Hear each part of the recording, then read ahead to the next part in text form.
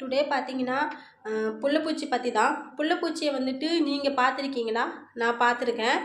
அந்த புள்ளைப்பூச்சி எப்படி இருக்கும், நம்ம குழந்தைங்க பார்த்துருப்பாங்களா அப்படிங்கிறது எனக்கு தெரியல. ஆனால் கண்டிப்பாக பார்த்துருப்பாங்க. மழை காலத்தில் அதிகமாகவே பார்த்துருப்பாங்க. ஆனால் அதில் ஒரு விஷயம் இருக்கே, புள்ளைப்பூச்சி அடிச்சா குழந்த பிறக்காதாமாங்க அப்படின்னு நிறைய பேர் சொல்லியிருப்பாங்கல்ல. ஆமாவா இல்லைங்களா? கண்டிப்பாக சொல்லியிருப்பாங்க. ஆனால் அதனோட காரணம் என்ன தெரியுங்களா? அந்த புள்ளைப்பூச்சி அடித்தா குழந்த பிறக்காதுன்னு பெரியவங்க சொல்லியிருப்பாங்க. நம்ம வீட்டில், பக்கத்து வீட்டில் எல்லாருமே சொல்லியிருப்பாங்க. ஆனால் அதனோட காரணம் என்ன நான் சொல்கிறேன் பாருங்கள். புள்ளைப்பூச்சியை வந்து இன்டோடோபீஸ் அப்படின்ட்டு ஒரு ஆங்கில பேரும் இனத்தை சேர்ந்தது.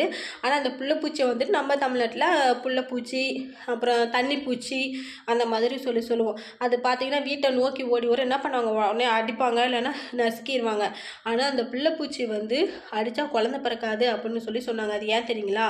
புள்ளைப்பூச்சி பார்த்திங்கன்னா நம்மளோட விவசாயம் பண்ணுறாங்க இல்லையா, விவசாயம் பண்ணும்போது அந்த மண்ணுக்கு அடியில் வந்து புள்ளைப்பூச்சி வந்து கூடு கட்டி வாழும்போது என்ன செய்யும், விவசாயிங்களுக்கு மண்ணை வந்து செழிப்பாக தர்றதுக்கு நல்லா மண்ணை வந்துட்டு செழிப்பாக உள்ளே வந்து ஒரு பயிர் விளையணும் அப்படின்னா என்ன செய்வாங்க, அந்த பயிர் விளையிறதுக்கோசரம் நல்லா குத்தி நல்லா மண்ணை வந்துட்டு நல்லா கொஞ்சம் ஃப்ரீயாக விடுவாங்க. ஆனால் இந்த புள்ளைப்பூச்சிக்கு வந்து புள்ளைப்பூச்சியோட கால் பார்த்திங்கன்னா ஊசி மாதிரி இருக்கும். நல்லா அது என்ன பண்ணும், கால்களாலே ஊசி போட்டு மண்ணுக்கு அடியில் வந்து கூடு கட்டி வாழும்.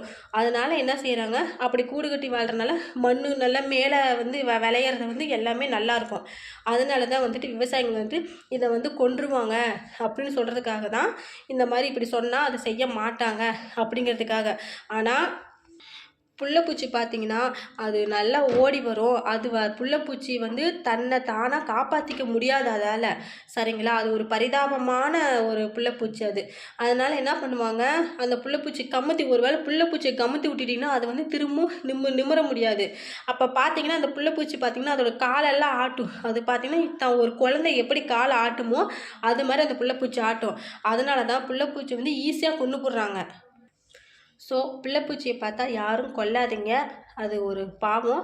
அப்புறம் பார்த்தீங்கன்னா தன்னோட பிள்ளைங்களுக்கு இப்படி சொல்லி கொடுங்க.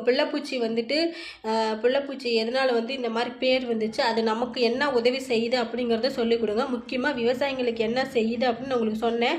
மண்ணுக்கடியில் வந்து கூடு கட்டி நல்லா வாழுது, ஊசி மாதிரி நல்லா கூடு கட்டி வாழலாம். மண் நல்லா செழிப்பாக இருக்கும், பதன்னு இருக்கனால செடி நல்லா. அதுக்காக தான் அது வந்து விவசாயிகள் நண்பர்கள்.